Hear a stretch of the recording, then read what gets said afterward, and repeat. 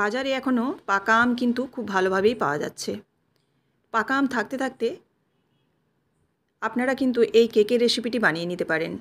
আম খেয়ে খেয়ে যখন আমরা একেবারে বোর ফিল করি, তখন কিন্তু আমের বিভিন্ন রকম রেসিপি বানিয়ে আমরা খেতে পারি।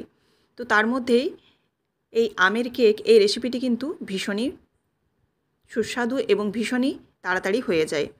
আর এই রেসিপিটি আমি বানাবো পুরোপুরি গ্যাস ওভেনের মধ্যে, কোনো মাইক্রো ওভেন কিংবা কেক ওভেনের মধ্যে নয়। তো চলুন কিভাবে এই আমি রেসিপিটি বানাই সেটি আমি আপনাদের সাথে শেয়ার করছি। নমস্কার বন্ধুরা, মিক্সড ফিউশন সোমার পাকশালায় আপনাদের সবাইকে স্বাগত। আমের কেক বানানোর জন্য প্রথমেই লাগছে সুজি। এখানে সুজি আমি 2 কাপ নিচ্ছি, ছোটো কাপের 2 কাপ। এই সুজি নিলাম 2 কাপ আর চিনি দেবো 1.5 কাপ। চিনি এখানে 1.5 কাপের মতো দিয়েছি, আপনারা মিষ্টিটা আপনাদের মতো করে ব্যবহার করবেন, কমা বাড়া করে। এবার দেখুন এটাকে মিক্সির জারের মধ্যে দিয়ে খুব ফাইনভাবে আমি গুঁড়ো করে নিয়েছি। এটা যতটা ফাইন হবে ততটা কিন্তু কেকটা সফট হবে। এবার একটা ছাঁকনি দিয়ে আমি চেলে নিচ্ছি। ছাঁকনি দিয়ে একটু চেলে নিচ্ছি। এই সময় আপনারা অবশ্যই চেলে নেবেন, কারণ যদি কোনো রকম এর মধ্যে দলা বা ডালা থেকে থাকে সেটা কিন্তু ছাঁকনির সাহায্যে চালা হয়ে যাবে। আর এই যে গুঁড়োটা, এটাও কিন্তু অনেকটা হালকা হয়ে যাবে। এবার ওই মিক্সির জারের মধ্যেই আমি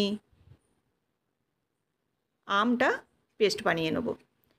এর জন্য আমি 2টো আম ব্যবহার করছি। আর পাকা আম কালারটা যদি ভালো থাকে তাহলে কিন্তু কেকের কালারটাও খুব ভালো হয়। আর যদি আমের কালারটা একটু সাদাটে টাইপের থাকে তাহলে কেকের কালারটা কিন্তু এতটা ভালো হয় না। এখানে দেখুন এই আমটা কালারটা কিন্তু খুবই সুন্দর, সেজন্য কেকের কালারটাও কিন্তু খুব ভালো আসবে। তো এখানে আমি 2টো আম শাঁসটা বের করে নিয়েছি, করে মিহি করে পেস্ট করে নিলাম মিক্সির মধ্যে। এবার আমি যে চিনি এবং সুজির গুঁড়োটা রেখেছিলাম তার মধ্যে আমের পাল্পটা দিয়ে দিলাম, দিয়ে খুব ভালোভাবে এবার মিশিয়ে নেব। এখানে আমের পাল্প আপনারা সুজির পরিমাপে ব্যবহার করবেন, আর যদি মনে হয় কম হয়েছে তাহলে কিন্তু এখানে লিকুইড মিল্কও ব্যবহার করতে পারেন। আমি এখানে আমের পাল্পটা পুরোটাই দিয়ে দিলাম, দিয়ে খুব ভালোভাবে এবার সুজির সাথে মিশিয়ে নিচ্ছি। খুব ভালোভাবে মিশিয়ে নিয়ে সুজিটাকে এবার রেস্টে রেখে দিতে হবে কমপক্ষে আধ ঘন্টা। আর যদি আপনাদের হাতে সময় থাকে তাহলে কিন্তু 1 ঘন্টাও রেখে দিতে পারেন, কারণ সুজিটা যত ফুলবে ততটাই কিন্তু কেকটা সফটও হবে এবং কেকটাও কিন্তু ভালো ফুলবে। তো এখানে আমি আধা ঘন্টার মতো রেখেছিলাম। রেখে এবার সুজিটা দেখুন অনেকটাই নরম হয়ে গেছে। এবার ব্যাটারটা একটু ঘন মনে হচ্ছে, সেজন্য আমি এখানে দিয়ে দিচ্ছি 1/2 কাপের মতো দুধ। ব্যাটারটা এখানে খুব একটা পাতলাও হবে না আর মোটাও হবে না, ঠিক যেরকম কেকের ব্যাটার হয় ঠিক সেরকমই ব্যাটার হবে। এবার এই দুধ দিয়ে ভালোভাবে মিশিয়ে নিচ্ছি একটা মোটা ঘন ব্যাটার তৈরির জন্য। এবার এটাকে খুব ভালোভাবে ফেটিয়ে নিতে হবে। ফেটানো অবশ্যই দরকার, কারণ যত ফেটানো হবে কেকটা কিন্তু ততটাই ফ্লাফি হবে। এবার এর মধ্যে দিয়ে দিচ্ছি 2 চামচ গুঁড়ো দুধ। এটা কিন্তু টেস্টের জন্য দিচ্ছি, আপনারা চাইলে দিতেও পারেন নাও পারেন। 2 চামচ গুঁড়ো দুধ দেওয়ার জন্য টেস্টটা কিন্তু বেশ ভালো হবে। আর দিয়ে দিলাম এলাচের গুঁড়ো খুব সামান্য। আর দিয়ে দিচ্ছি এখানে 4 থেকে 5 চামচ ঘি। ঘিয়ের পরিবর্তে আপনারা বাটার কিংবা সাদা তেলও ব্যবহার করতে পারেন।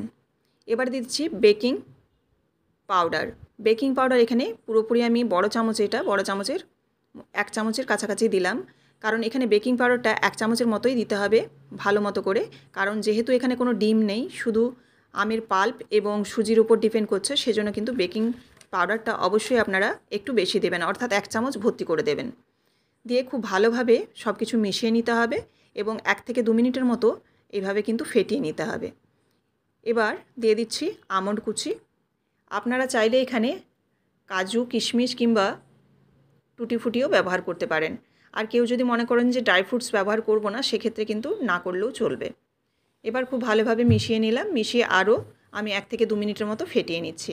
এই ফেটানোটা ভীষণভাবেই দরকার যাতে কেকটা ফ্লফি হয়। এবার এদিকে কেক টিনটাও রেডি করে নিচ্ছি। আপনারা চাইলে স্টিলের কোনো পাত্র ব্যবহার করতে পারেন কিংবা এরকম আমার মতো কেক মোল্ডও নিয়ে নিতে পারেন। এবার তলায় একটা আমি বাটার পেপার দিয়ে দিয়েছি সমান করে, আর উপর থেকে একটু ঘি ব্রাশ করে দিচ্ছি চারদিকে। আমি সাইডগুলোতেও বাটার পেপার দিয়ে দিচ্ছি যাতে কেকটা ঠান্ডা হওয়ার পর খুব ভালোভাবে স্মুথ হয়ে বেরিয়ে আসে। এই বাটার পেপারটা দিলে ডিমোল্ড করার সময় খুব সুবিধে হয়, কারণ কেকটা ভীষণ ভালোভাবে বেরিয়ে আসে। তাছাড়াও কেক টিনটা আর কোনো পোড়া ভাব থাকে না, অর্থাৎ পরিষ্কার করার সময় খুব সহজে পরিষ্কার হয়ে যায়। এবার দেখুন, এই যে আমের ব্যাটারটা রেডি করেছিলাম, এটা পুরোপুরি ঢেলে দিলাম। আর আপনারা থিকনেসটা দেখে বুঝতে পারছেন কীরকম থিকনেসটা বানাবেন। এবার এটাকে হাত দিয়ে একটু ভালোভাবে ট্যাপ ট্যাপ করে নিচ্ছি, যাতে ভেতরে যদি কোনো বুদবুদ থাকে বা কোনো হাওয়া থাকে সেটা বেরিয়ে যাবে।